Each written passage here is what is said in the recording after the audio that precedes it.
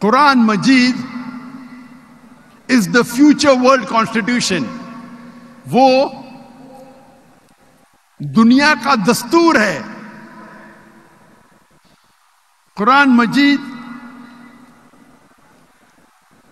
دنیا کا کانسٹیٹیوشن ہے. قرآن مجید سب سے حق کی کتاب ہے دنیا میں. یہ ایک عالم کے لیے پیغام ہے. یہ فوارہ ہے حکمت اور رحمت کا. یہ ہدایت ہے جو لوگ بھٹکے ہوئے ہیں. قرآن مجید ایک تنبیہ ہے جو لوگ نہیں مانتے، اور جو لوگ شک میں ہیں ان کے لیے حق کا پیغام ہے. قرآن مجید ایک رحمہ ہے جو لوگ مشکل میں ہیں. قرآن مجید ایک امید ہے مظلوموں کے لیے. اسی لیے میں کہتا ہوں قرآن عالمی ضرورت ہے.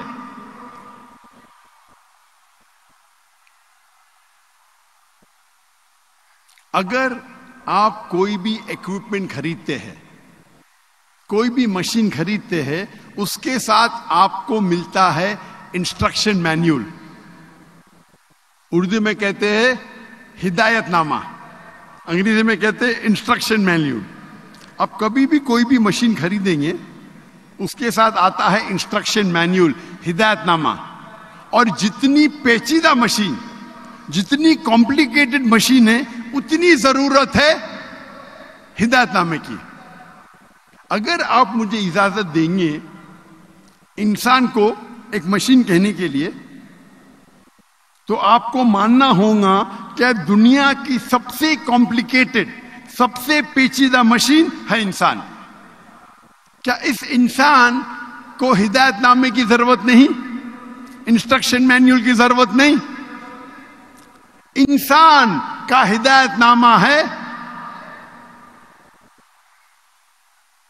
قرآن مجید.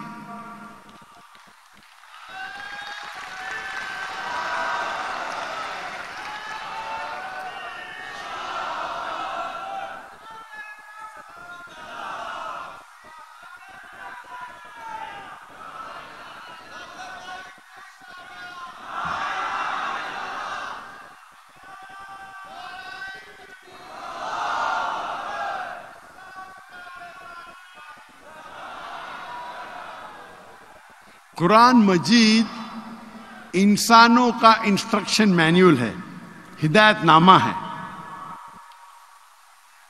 اور اللہ تعالیٰ فرماتے قرآن مجید میں سورہ ملک میں سورہ نمبر 67 آیت نمبر 2 میں، الذی خلق الموت والحیات، اللہ نے موت اور زندگی پیدا کی تاکہ وہ آپ لوگوں کو جانچ سکے آپ میں سے بہتر کون ہے، اچھے اعمال کون کرتا ہے. یہ زندگی ہمارے لیے ایک امتحان ہے، ٹیسٹ ہے. کیا ہم نے کبھی سوچا ہماری زندگی کا مقصد کیا ہے؟ اور کراچی میں نے تقریر کی تھی اس موضوع پہ، ہماری زندگی کا مقصد کیا ہے.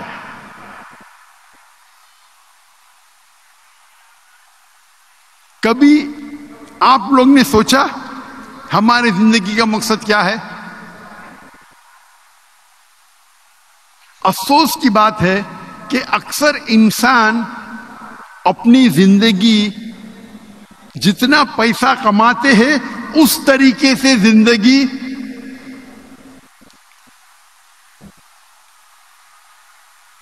مجھے ایک چٹ ملی کہ لوگ پیچھے چل رہے ہیں. مجھے ایس پی صاحب نے وعدہ کیا تھا کہ جب میری تقریر شروع ہوئیں گی تو پیچھے کون نہیں جائیں گا، کیونکہ پیچھے بیک ڈراپ ہے. تو میں التجا کرتا ہوں ایس پی صاحب سے کہ پیچھے کوئی چلے نا، کیونکہ یہ لائیو ٹیلی کاسٹ ہو رہا ہے، کروڑوں لوگ دیکھ رہے. پاکستان میں ہو رہا ہے لیکن دنیا بھر سب لوگ پیس ٹی وی پہ دیکھ رہے. تو دیکھو ایس پی صاحب آپ کو تالی مار رہے سب لوگ، لاہور کے لوگ. انشاءاللہ پبلک میں آگے ہونا چاہیے، پیچھے نہیں، برابر نا؟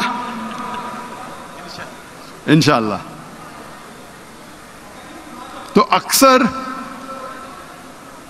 انسان کیا کرتے ہیں، اپنی زندگی اس طریقے سے بسر کرتے جس طریقے سے پیسہ کماتے. جتنا پیسہ کمائیں گے اتنا بڑا گھر لیں گے، اتنے اچھے کپڑے پہنیں گے، اتنے اچھی گاڑی لیں گے، پین پہنیں گے، جوتے پہنیں گے. جیسے زندگی کا مقصد ہے پیسے کمانا. افسوس کی بات ہے. اللہ کے رسول فرماتے ہیں کہ غریب انسان کو جنت میں جانا اور آسان ہے بنسبت امیر انسان کے، کیونکہ حساب کتاب کم رہے گا. اکثر ہم کیا ہے، ہمارا سینٹر کیا ہوتا ہے؟ کچھ لوگ خود غرض ہوتے، سیلف سینٹرڈ. کچھ لوگ فیملی سینٹرڈ ہوتے، کچھ لوگ سوسائٹی سینٹرڈ ہوتے، کچھ لوگ نیبر سینٹرڈ ہوتے، کچھ لوگ پاور سینٹرڈ ہوتے، کچھ لوگ فیم سینٹرڈ ہوتے. انسان ہونا چاہیے اللہ سینٹرڈ. کون سا سینٹر؟ اللہ سینٹرڈ. اللہ تعالیٰ فرماتے ہیں سورہ دھاریات میں، سورہ نمبر 51 51 آیت نمبر 56 56، وما خلقت الجن والانس الا لیعبدون، کہ ہم نے جن اور انسان کو بنایا صرف اللہ کی عبادت کے لیے. تو ہمارا مقصد زندگی کا ہے اللہ کی عبادت. اگر آپ اللہ کا پیغام مانتے ہیں، اللہ کے پیغام پہ عمل کرتے ہیں، آپ اللہ کی عبادت کرتے ہیں. اگر جو چیز اللہ قرآن مجید میں فرماتے ہیں کہ فرض ہے، اگر ہم اس کے اوپر عمل کرتے ہیں تو ہم عبادت کرتے ہیں. جو چیز اللہ سبحانہ و تعالیٰ نے قرآن مجید میں کہا ہے کہ ہم پرہیز کرنا چاہیے، اگر ہم پرہیز کرتے ہیں ہم اللہ کی عبادت کرتے ہیں. اللہ کہتے ہیں اطیعوا اللہ اطیعوا الرسول، اللہ کی بات مانو، اللہ کے رسول کی بات مانو. اگر ہم اللہ کے رسول کی ہدایت پہ عمل کرتے ہیں ہم اللہ کی عبادت کرتے ہیں. جو چیز اللہ کے رسول نے کہا کرو اگر ہم کرتے ہیں، اور جو چیز اللہ کے رسول نے کہا نہیں کرو اور ہم نہیں کرتے ہیں تو ہم اللہ کی عبادت کرتے ہیں.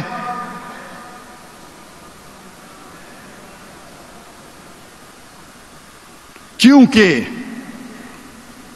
یہ قرآن مجید ہمیں کہتا ہے کہ یہ زندگی ایک امتحان ہے اور ہمارے حیات مقصد بیان کرتا ہے.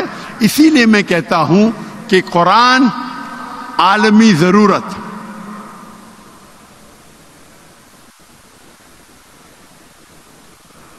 ہمارا خالق کون ہے؟ بے شک اگر آپ کو کہا جائے گا اللہ کون ہے تو کیا جواب دیں گے؟ کون ہے؟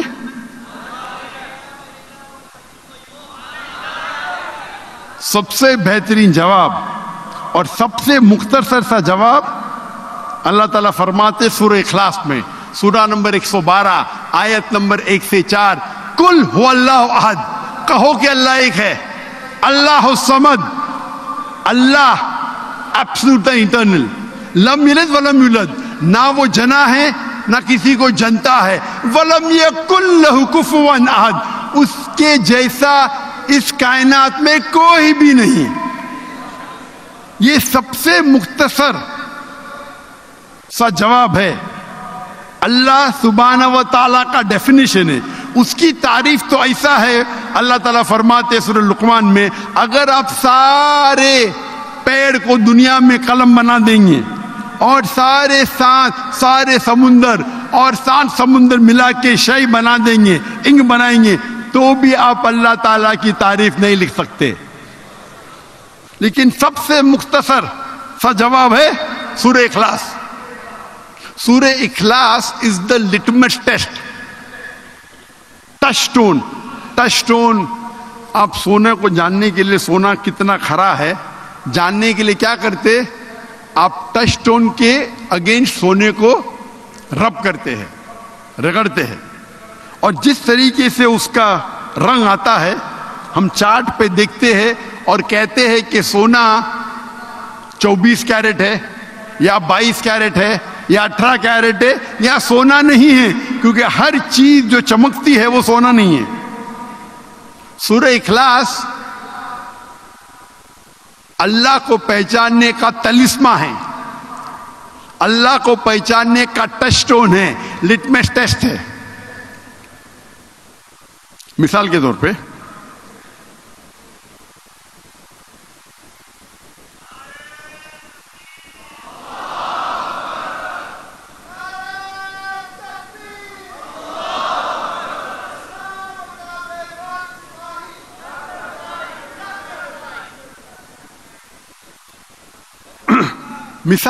پہ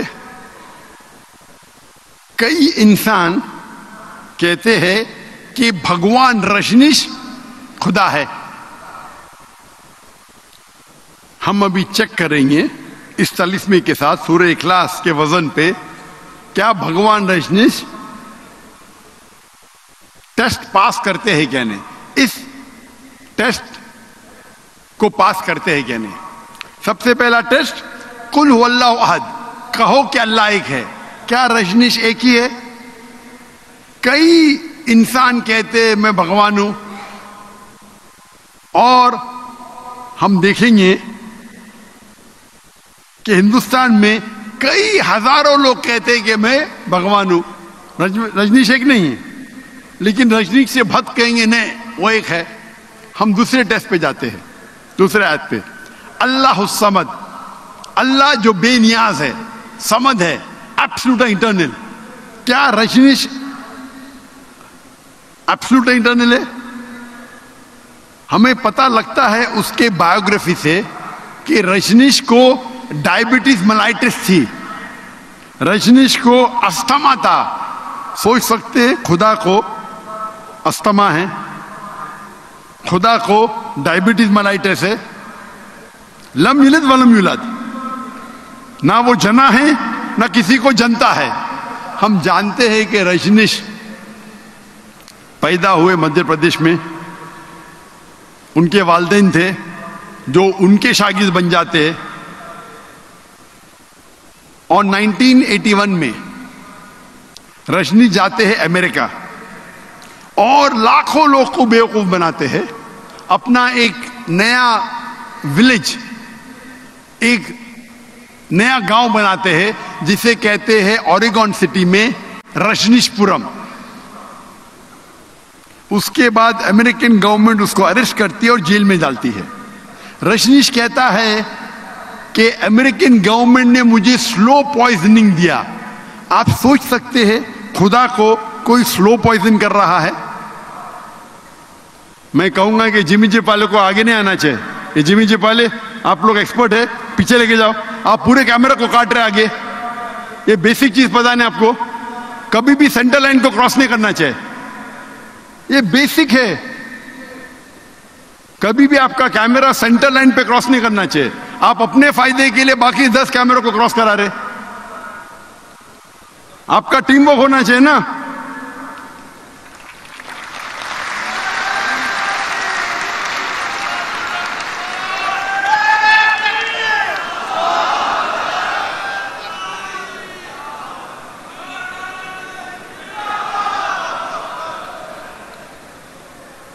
ایک دائی کو پتا ہونا چاہیے کہ دعوت جب کروڑوں تک جا رہی ہے اس کو بیسک میڈیا کا پتا ہونا چاہیے.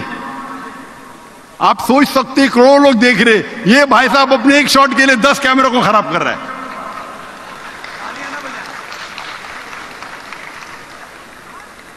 اس کا شاٹ اچھا آئے گا لیکن 10 کیمرہ گئے پورے. جزاک اللہ. تو رجنیش کہتا ہے کہ مجھے جیل میں امریکن گورنمنٹ نے سلو پوائزننگ دی. آپ سوچ سکتے ہیں خدا کو کوئی سلو پوائزننگ کر رہا ہے. اور گریس کے بشپ کہنے لگے کہ اگر آپ رجنیش کو ہمارے ملک سے نہیں نکالیں گے, ہم اس کے اور اس کے فالوورز کو ختم کر لیں گے. اور آخری ٹیسٹ, اس کے بعد رجنیش آتے ہیں ہندوستان میں, مہاراشٹر میں, اور اپنا ایک نیا سینٹر شروع کرتے اوشو کمیون پونا میں.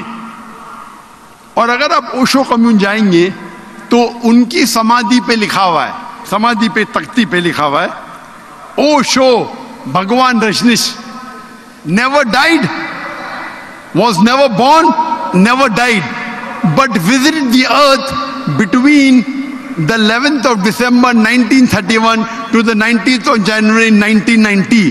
بھگوان رجنیش نہ کبھی پیدا ہوئے نہ کبھی مرے, لیکن اس زمین کے شہر وزٹ کر گھومنے کے لیے آئے.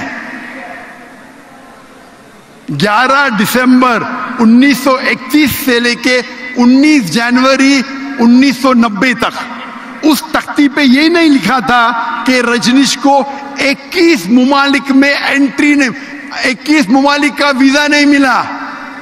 آپ سوچ سکتے خدا دھرتی کو وزٹ کرنے آ رہے, اس زمین پہ آ رہے گھومنے کے لیے, اور اس کو ویزا کی ضرورت ہے.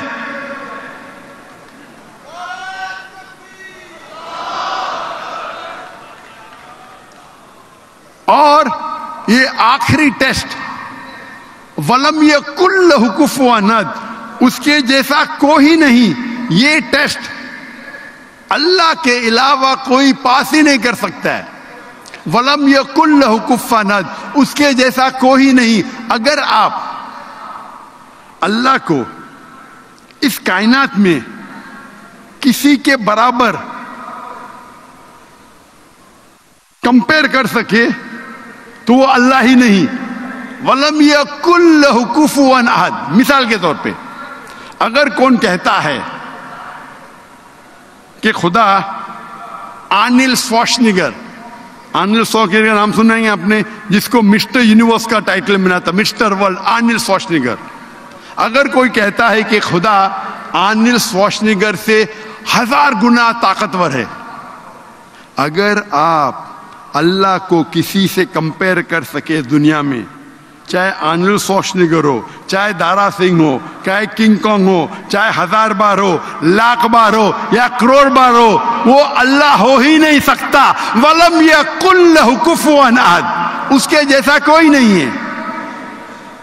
ہم جانتے رجنیش کی ایک آنکھ تھی, 2 آنکھ تھی, ایک ناک تھا, 2 کان تھے, 2 ہاتھ تھے, سفید داڑھی تھی. اگر آپ اللہ کو کسی سے کمپیئر کر سکے اس کائنات میں تو وہ اللہ ہی نہیں ہے. وَلَمْ يَكُنْ لَهُ كُفُوًا أَحَدٌ. تو ہمارے قرآن مجید میں جو اللہ کی آخری کتاب ہے, اس میں کہا گیا ہے اللہ کا ڈیفینیشن. قرآن مجید پڑھیں گے تو پتا چلے گا اللہ سبحانہ و تعالیٰ کون ہے. اسی لیے قرآن مجید عالمی ضرورت ہے. اور اللہ کا ذکر آپ اگر دیگر مذاہب پڑھیں گے, بھلے دیگر مذاہب کی کتاب آخرت تک نہیں ہے, لیکن ان کے جو بھی آج موجود ہے, بھلے وہ کتاب میں ملاوٹ ہے, پھر بھی اللہ اور توحید کا ذکر اکثر ہر مذہبی کتابوں میں ہے. چاہے بائبل پڑھو, چاہے تورا پڑھو، چاہے وید پڑھو، چاہے دھما پٹ پڑھو، چاہے اویستا پڑھو، یہ ساری مذہبی کتابوں میں اللہ کا ذکر ہے. اور اللہ تعالیٰ فرماتے سورہ عمران میں سورہ نمبر 3 آیت نمبر 64 میں، قل یا اہل الکتاب، کہو اہل کتاب سے، تعالوا الی کلمۃ سواء بیننا و بینکم، آؤ ہم اس بات کی طرف جو آپ اور ہم میں یکساں ہے. ہم جب کبھی بھی غیر مسلمانوں سے بات کرتے ہیں، اللہ تعالیٰ فرماتے تعالوا الی کلمۃ سواء بیننا و بینکم، آؤ ہم اس بات کی طرف جو آپ اور ہم میں یکساں ہے.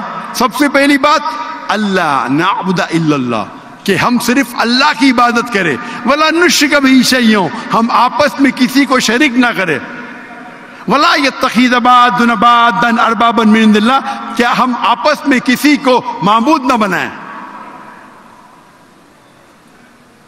فَإِن تَوَلَّوْا فَقُولُوا اشْهَدُوا بِأَنَّا مُسْلِمُونَ، اور اگر وہ نہ مانے تو ہم شہادت دیتے کہ ہم مسلم ہیں. تو یہ کتاب آپ کو ہدایت دے رہا ہے کس طریقے سے آپ کو باقی لوگ سے دعوت دینا چاہیے. یہ قرآن ہمیں سمجھا رہا ہے، ہمیں سکھا رہا ہے کہ آپ باقی لوگوں کو یہ دعوت پہنچاؤ. تعالوا الی کلمۃ سواء بیننا و بینکم، آؤ ہم اس بات کی طرف جو آپ اور ہم میں یکساں ہے. سب سے پہلی بات اللہ نعبد الا اللہ، کہ ہم صرف ایک اللہ کی عبادت کرتے.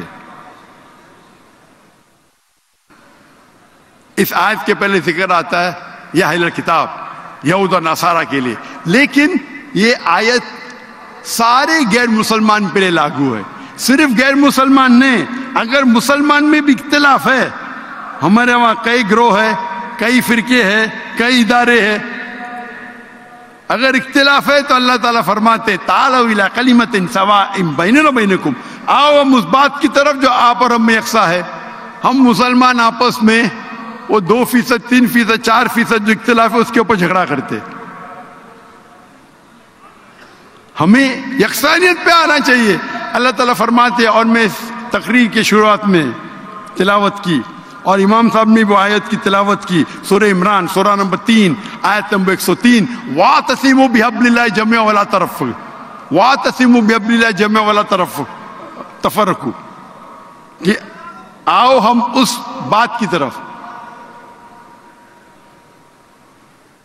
وَاعْتَصِمُوا بِحَبْلِ اللَّهِ جَمِيعًا وَلَا تَفَرَّقُوا، کہ ہم اللہ کی رسی کو مضبوطی سے پکڑے اور آپس میں نہ بٹے. اللہ کی رسی کیا ہے؟ قرآن اور صحیح حدیث. اور اللہ تعالیٰ فرماتے سورہ نساء میں سورہ نمبر 4 آیت نمبر 59 میں، اطیعوا اللہ و اطیعوا الرسول، اللہ کی اطاعت کرو، اللہ کے رسول کی اطاعت کرو، اور اس کی اطاعت کرو اولی الامر، جس کو اللہ تعالیٰ نے امر بنایا. لیکن اگر جو لوگ عالم ہیں، جو لوگ حاکم ہیں، لیکن اگر ان میں اختلاف ہے، وہ آیت ختم نہیں ہوتی، ان میں اختلاف ہے تو go back to Allah and رسول، اللہ اور رسول کے پاس جاؤ. تو اگر کوئی عالم کچھ کہتا ہے، 2 عالم میں ٹکراؤ ہے، یا 2 مولانا میں ٹکراؤ ہے، یا 2 حاکم میں ٹکراؤ ہے، تو ہمیں جانا چاہیے اللہ اور اللہ کے رسول کے پاس. اطیعوا اللہ اطیعوا الرسول. آج ہم دیکھتے ہیں ہمارے مسلمان کا حال یہ جو ہے، کیونکہ ہم آپس میں جھگڑا کر رہے ہیں. اگر اس آیت پہ عمل کریں گے کہ اللہ کی رسی کو مضبوطی سے پکڑو اور آپس میں مت بٹو، تو انشاءاللہ ہم پھر سے دنیا کی سب سے بڑی قوت بنیں گے.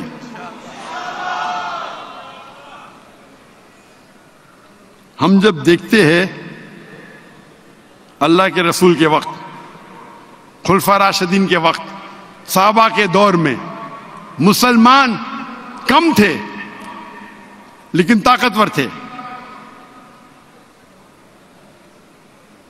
8ویں اور 9ویں صدی پہ यूरोपियन कहते थे डार्क एजेस, अंधेरा दौर.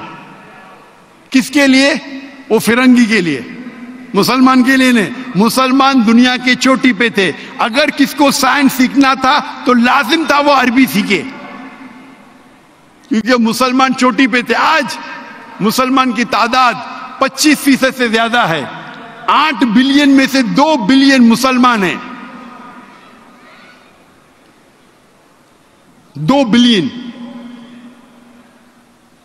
अपनी हालात क्या है? हम पिटे जा रहे, हमको लोग फुटबॉल की तरह इस्तेमाल कर रहे, और हम मुंह भी नहीं खोल सकते. क्या हाल है हमारा गाजा में? लाइव जेनोसाइड, जेनोसाइड, पूरे लोग का कत्ल हो रहा है और दुनिया भर में लाइव टेलीकास्ट, और हम कुछ कर भी नहीं सकते, क्योंकि हम झाग की तरह है, अल्लाह के रसूल फरमाते हैं. और ये हालात मुसलमान की है क्योंकि हम कुरान मजीद से दूर हो रहे हैं. अगर हम फिर से कुरान मजीद पे अमल करने लगे, अल्लाह और अल्लाह के रसूल के बात पे अमल करने लगे, इंशाअल्लाह हम दुनिया में फिर से नंबर 1 होंगे, इंशाअल्लाह.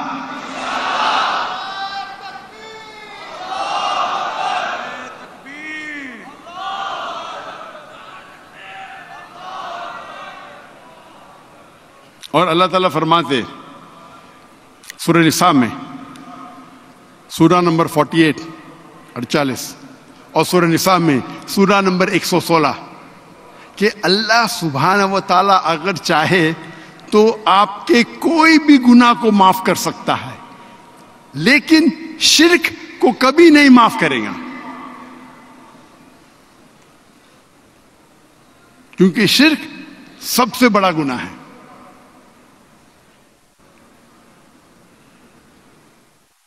और अल्लाह सुब्हानहू व तआला फरमाते हैं, और ये अगर आप दिगर मज़ाहिब की किताब को भी पढ़ेंगे, मैंने एक तकरीर की है, concept of God in major world religion, खुदा का तसव्वुर दिगर मज़ाहिब में, और मैं साबित किया हूं दिगर मज़ाहिब का हवाला, दिगर मज़ाहिब की किताबों का हवाला देते हुए, कि अगर आप बराबर किताब को पढ़ेंगे दिगर मज़ाहिब को, उसमें लिखा हुआ है कि अल्लाह एक है, एक अल्लाह की इबादत करो, और सबसे बड़ा गुनाह है शिर्क.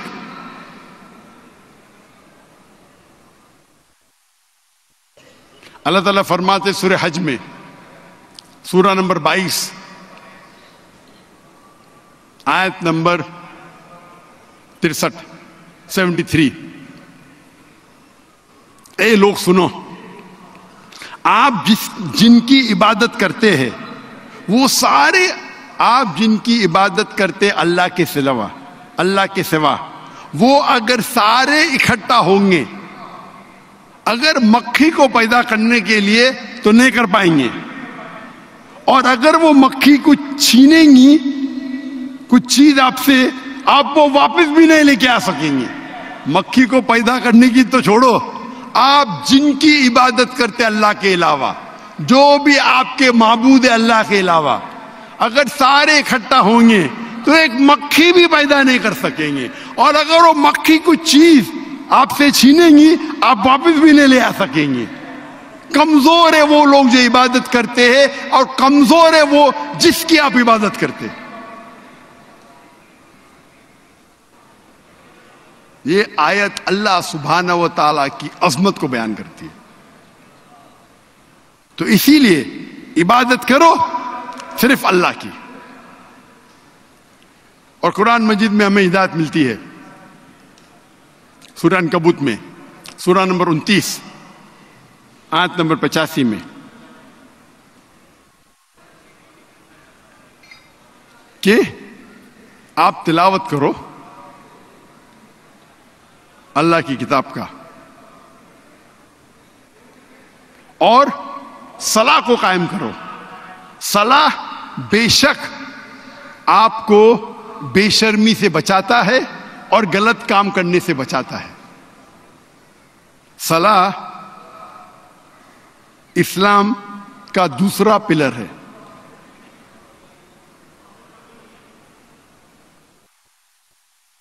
اور ہر مسلمان کو کم از کم 5 بار صلاح پڑھنا چاہیے.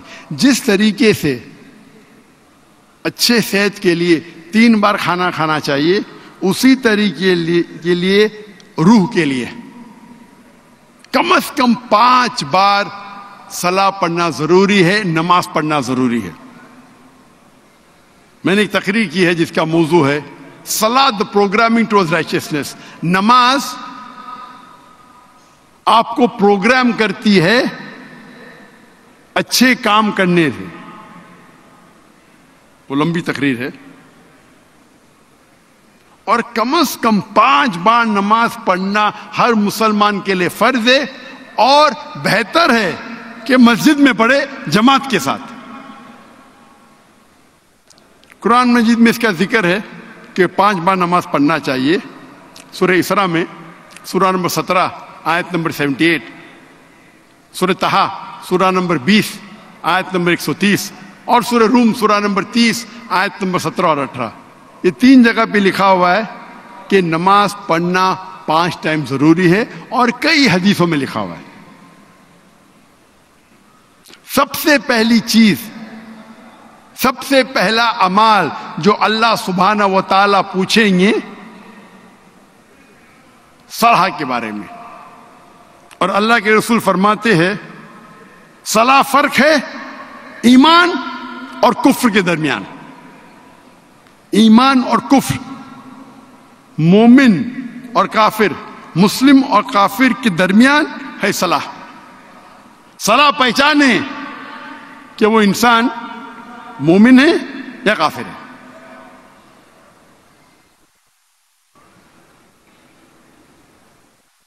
اور صلاح مسجد میں 5 ٹائم پڑھنا کچھ علماء کہتے ہیں کہ فرض کفایہ ہے، کچھ کہتے ہیں فرض عین ہے.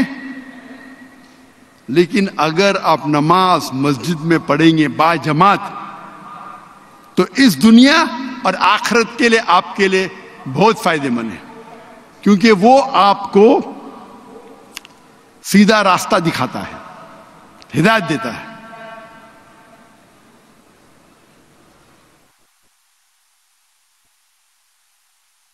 تیسرا پلر، تیسری بنیادی بات ہے زکوٰۃ. ہر مسلمان کے لیے فرض ہے کہ اگر اس کے پاس نصاب سے زیادہ دولت ہے، سیونگ ہے، نصاب ہے 85 گرام سونا. 85 گرام سونا آج میں چیک کیا، 85 گرام سونا کی قیمت آج پاکستان میں ہے 20,18,580 روپئے. آج کی تاریخ فلکچویٹ ہوتا ہے. 20,18,580 روپئے according to the gold association of Pakistan. تو اگر آپ کے پاس 20,18,580 روپئے سے زیادہ آپ کے پاس سیونگ ہے تو آپ پہ زکوٰۃ فرض ہے. کم ہے تو آپ پہ فرض نہیں. اور 2.5% ہر مسلمان جس کے پاس نصاب سے زیادہ دولت ہے، سیونگ ہے، اس کے لیے 2.5% ہر سال، ہر قمری سال فرض ہے. اگر ہر انسان، دنیا کے ہر انسان اگر زکوٰۃ دینا شروع کریں گے تو دنیا میں غربت رہے گی نہیں. کوئی بھی انسان بھوک کے وجہ سے نہیں مرے گا.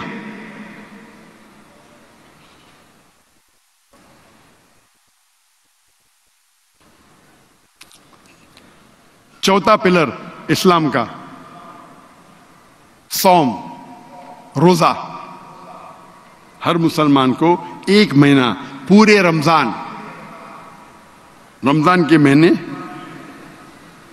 فجر کے وقت کے پہلے سے لے کے مغرب کے وقت تک کے اسے پانی کھانا اور سیکس سے پرہیز کرنا ہے.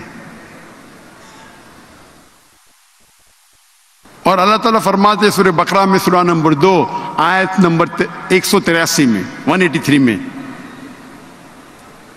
روزہ آپ کے لیے فرض کیا گیا جس طریقے سے پہلے اوپر فرض کیا گیا تھا، تاکہ آپ تقوی حاصل کر سکو. اللہ تعالیٰ فرماتے ہیں اگر آپ روزہ رکھیں گے تو آپ کا تقوی بڑھے گا.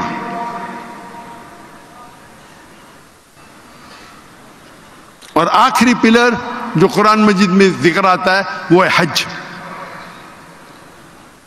اور حج دنیا کا سب سے بڑی اینیول گیدرنگ ہے, سالانہ گیدرنگ, جہاں 3-4 ملین ساری دنیا سے, پاکستان سے, ہندوستان سے, بنگلہ دیش سے, امریکہ سے, انڈونیشیا سے, ملیشیا سے, UK سے, سارے مسلمان مرد 2 پیس کپڑے سفید بنا سلے ہوئے پہنتے اور کہتے لبیک اللہم لبیک, لبیک اللہم لبیک.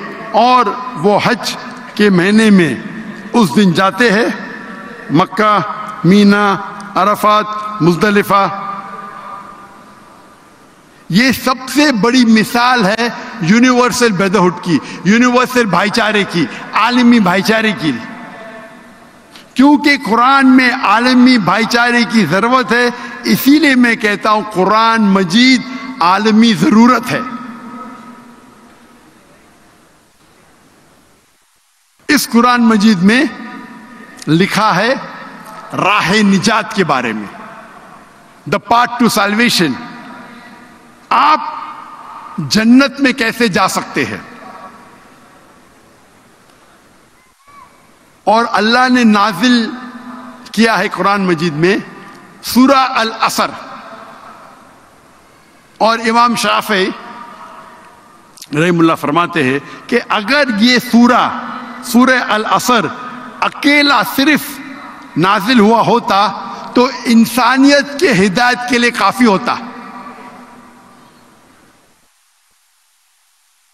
اللہ تعالیٰ فرماتے ہیں سورہ العصر میں, سورہ نمبر 103 آیت نمبر 1 سے 3, والعصر, اللہ تعالیٰ وقت کی قسم کھاتے ہیں, والعصر ان الانسان لفی خسر, بے شک انسان خسارے میں ہیں, الا الذین آمنوا وعملوا الصالحات وتواصوا بالحق وتواصوا بالصبر, صرف وہ لوگ.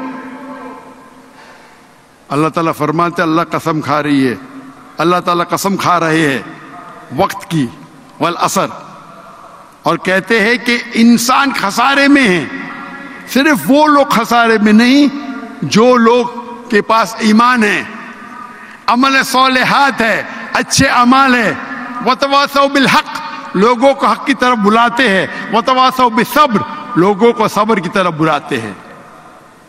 جنت میں جانے کے لیے اس سورے کے حساب سے آپ کو 4 چیز کی ضرورت ہے, ایمان, عمل صالحات, وتواصوا بالحق, وتواصوا بالصبر. اگر آپ بہت اچھے مسلمان ہیں,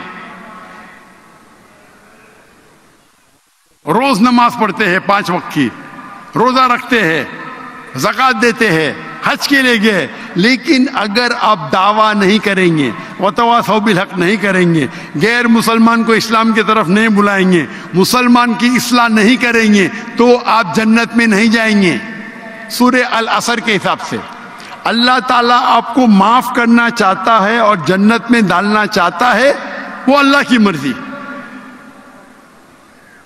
لیکن سورہ العصر کے حساب سے 4 چیز ضرورت ہے, ایمان, عمل صالحات, اچھے اعمال, وتواصوا بالحق, غیر مسلمان کو دعوت دو, مسلمانوں کی اصلاح کرو, وتواصوا بالصبر, لوگوں کو صبر کی طرف بلاؤ. اگر ان 4 میں سے ایک بھی کمی ہے تو عام طور پہ آپ جنت میں داخل ہی نہیں ہوں گے. سورہ العصر جنت میں جانے کی چابی ہے, طریقہ دکھاتا ہے, راہ نجات.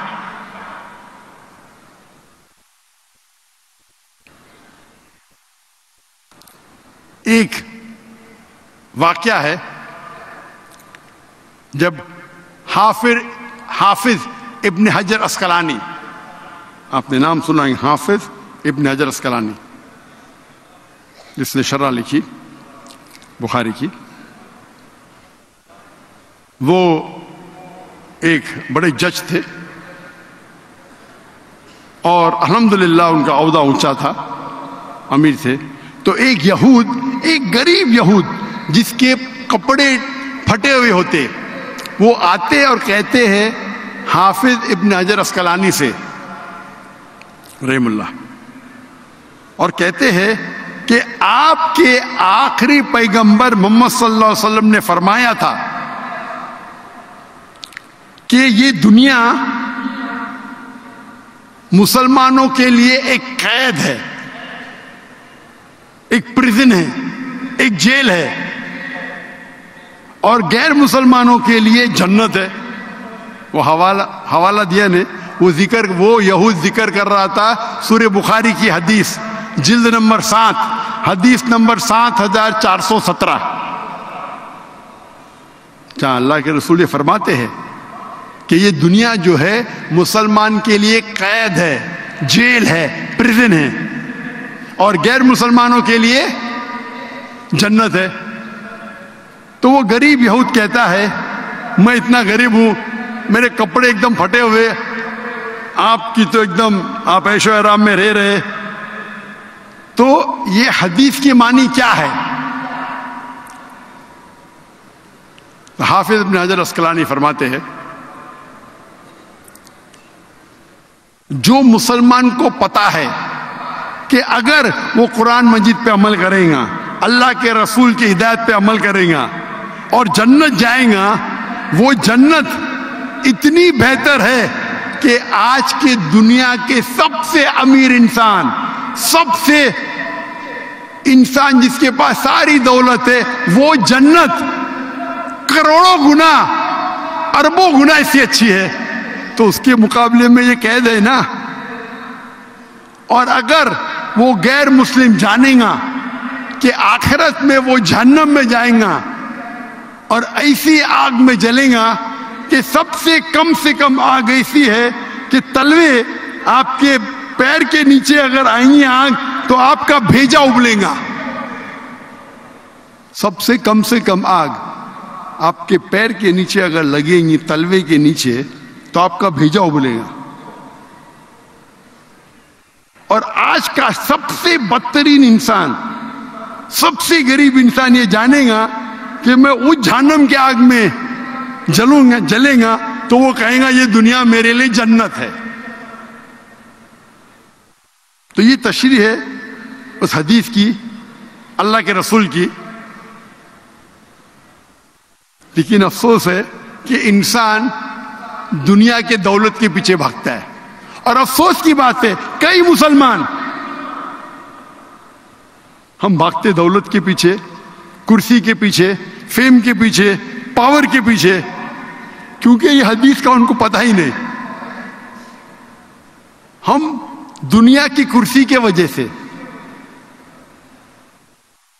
دنیا کے شہرت کی وجہ سے آخرت کو برباد کر رہے. ایک دم بیوقوف بزنس مین ہے. میرے حساب سے مجھے ان پہ رونا آتا ہے.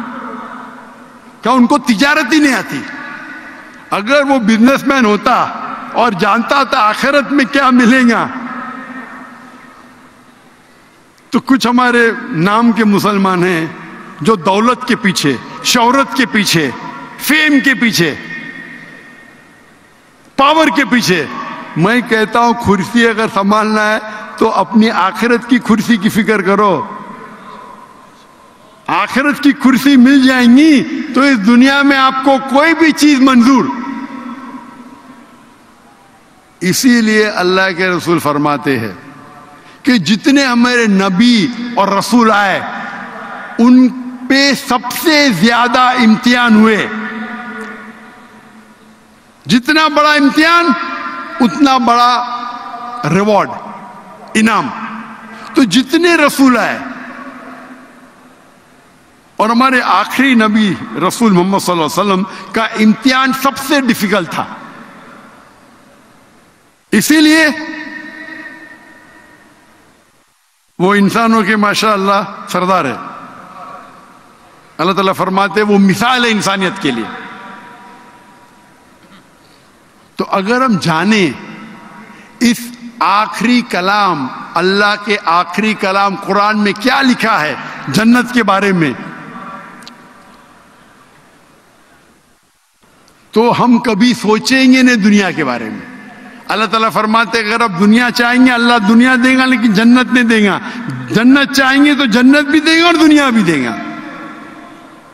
تو جنت پہ پیچھے بھاگو، دنیا کے پیچھے نہیں۔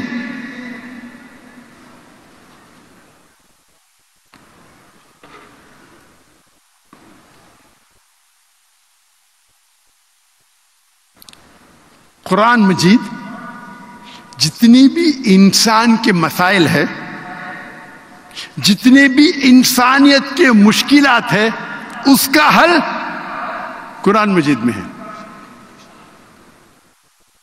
انسان کے جتنے مسائل ہے، انسانیت کے جتنے مشکلات ہے، سب سے اچھا حل کون دے سکتا ہے؟ ہمارا خالق، ہمارا مالک، ہمارا رب اللہ سبحانہ و تعالی۔ اللہ سے بہتر کوئی بھی حل انسان کے مسائل، انسان کے مشکلات کا حل اللہ کے علاوہ کوئی بھی سب سے بہتر نہیں دے سکتا۔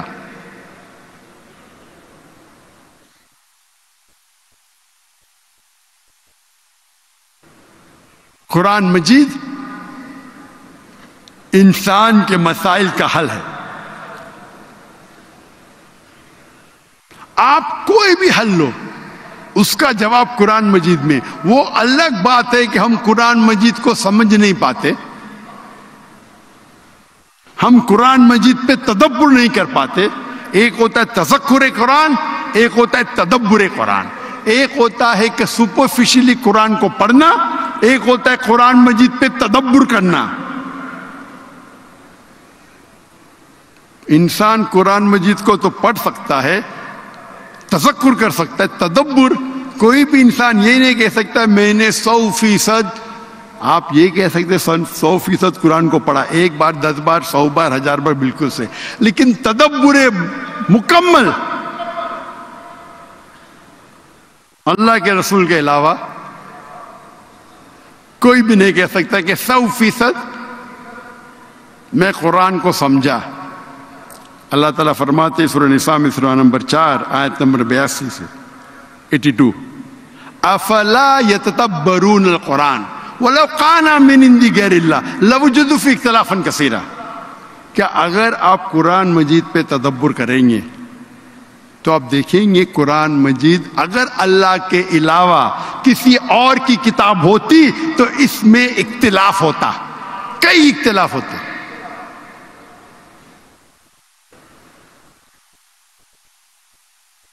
کیونکہ قرآن مجید میں انسانیت کے مسائل کا حل ہے، اسی لیے میں کہتا ہوں قرآن مجید عالمی ضرورت ہے۔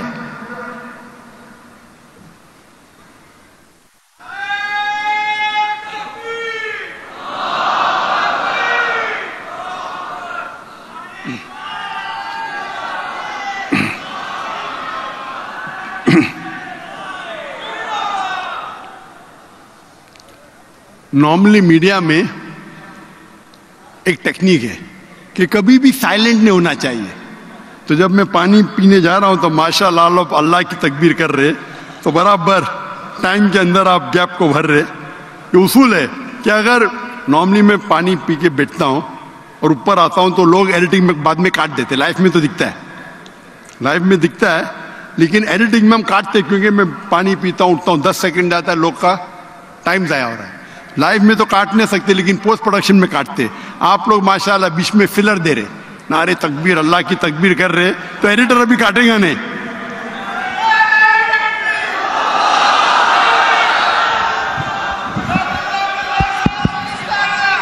نعرہ تکبیر، نعرہ تکبیر، ماشاءاللہ۔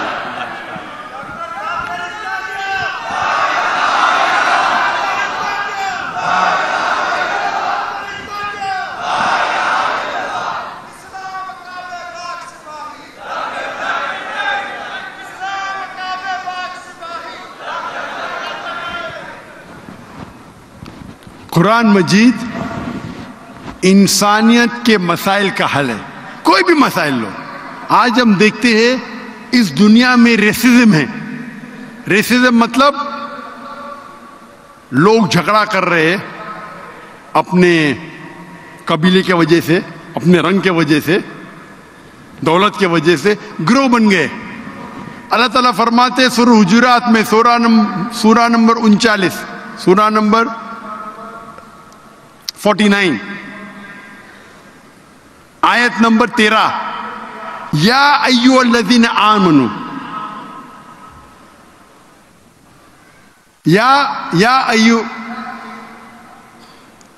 ایھا الناس ان خلقناکم من ذکر و انثی وجعلناکم شعوبا وقبائل لتعارفوا ان اکرمکم عند اللہ اتقاکم ان اللہ علیم خبیر.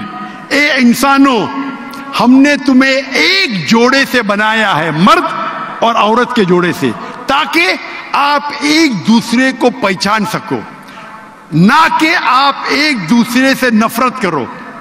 اور سب سے بہترین انسان وہ ہے جس کے پاس تقویٰ ہے. یہ قرآن مجید کی آیات آپ کو بتا رہی ہے اللہ کے جانچنے کا, اللہ کے امتحان کا کیا معیار ہے. اس آیت سے پتہ چلتا ہے کہ ایک انسان دوسرے انسان سے افضل نہیں ہے کیونکہ وہ امیر ہے. دولت کے وجہ سے کوئی انسان دوسرے انسان سے اونچا نہیں ہے. رنگ سے نہیں, کالا یا سفید, عمر سے نہیں, جنس سے نہیں, مرد یا عورت, اپنے قبیلے سے نہیں. اگر ایک انسان دوسرے انسان سے اونچا ہے تو صرف تقوی کے وجہ سے. تقوی. اگر آپ کا تقوی ایک دوسرے انسان کے تقوی سے بہتر ہے تو اللہ کے نظر میں آپ اونچے ہیں. تو اگر آپ کو کمپٹیشن لگانا ہے ایک دوسرے کے درمیان, پیسے کا کمپٹیشن یوز لیس, شہرت کا کمپٹیشن یوز لیس, رنگ کا کمپٹیشن یوز لیس, کس کا گھر بڑا یوز لیس. کمپٹیشن ہونا چاہیے تقوی کی بنیاد پہ. تقوی, صرف تقوی آپ کو اللہ کے نظر میں اونچا کر سکتا ہے.